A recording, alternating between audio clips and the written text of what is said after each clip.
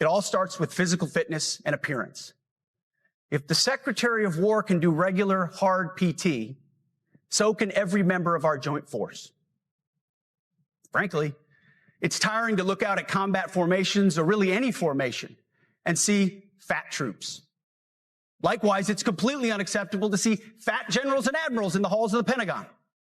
We're bringing back a focus on fitness, ability, character, and strength. And that's because the purposes of American military is not to protect anyone's feelings. It's to protect our republic. And it's the republic that we dearly love. It's to protect our country. We will not be politically correct. Completely out of touch do you have to be to stand in front of America's armed forces and give a speech about physical conditioning while resembling a melted block of cheese? Donald Trump actually said our new military will bring back new focus on fitness. I love the idea that Trump is lecturing these guys on fitness. I mean, if that isn't the fondue pot calling the kettle fat, I don't know what is. Donald Trump and his Defense Secretary Pete Hegseth called in the nation's top military brass for no other reason than to mock how they look and how much they weigh.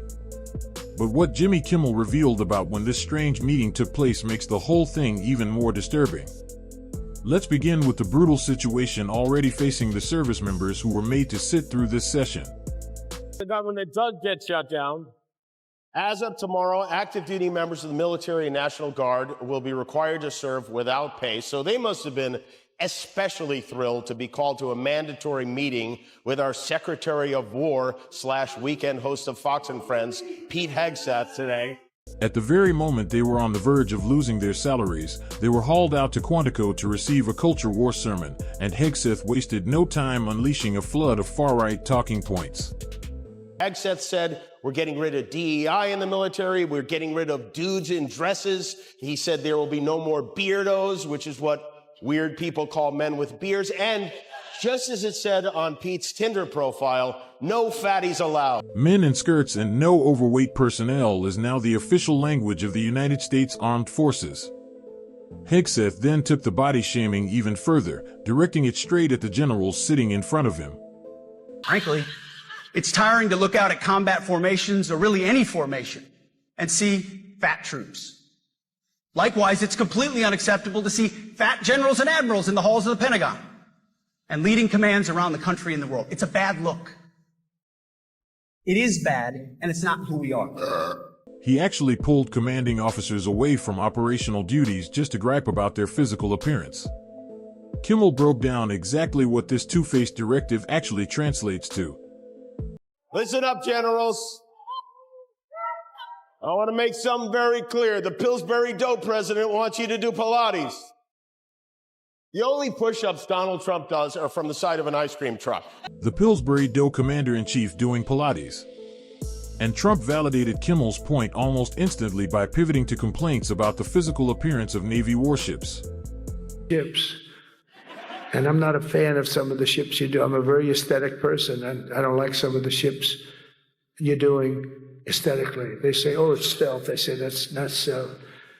An ugly ship. He is judging multi-billion-dollar military vessels based on whether he personally finds them attractive. Kimmel was stunned by what he was witnessing. Is he planning to have sex with these ships? But the absolute height of Trump's erratic military presentation came when he abruptly shifted to grievances about his own word choices. A submarine or two, I won't say about the two, over to the coast of Russia, just to be careful, because we can't let people throw around that word. I call it the N-word. There are two N-words, and you can't use either of them. He assembled the most highly decorated military minds in the country to air his frustrations about being unable to say a racial slur. And just to demonstrate that his mind is operating at full capacity, Trump wrapped up the briefing by inventing words that do not exist. We're spiritizing. We're doing some spiritizing, then a little inspirunating, maybe some motivation at the end of that. Inspirating and motivation. Kimmel offered the ideal summary of the entire embarrassing display. What is this man doing? He gathered all the generals from everywhere around the world to muse about the N-word and hot ships. What a shiphead this guy is.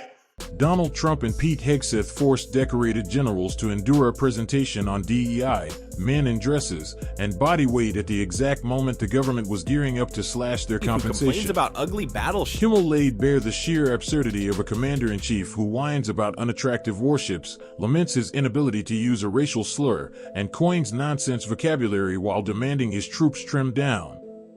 Because when the fondue pot accuses the kettle of being fat, the only fitting response is laughter. Subscribe if you think the truth hits harder than the spin.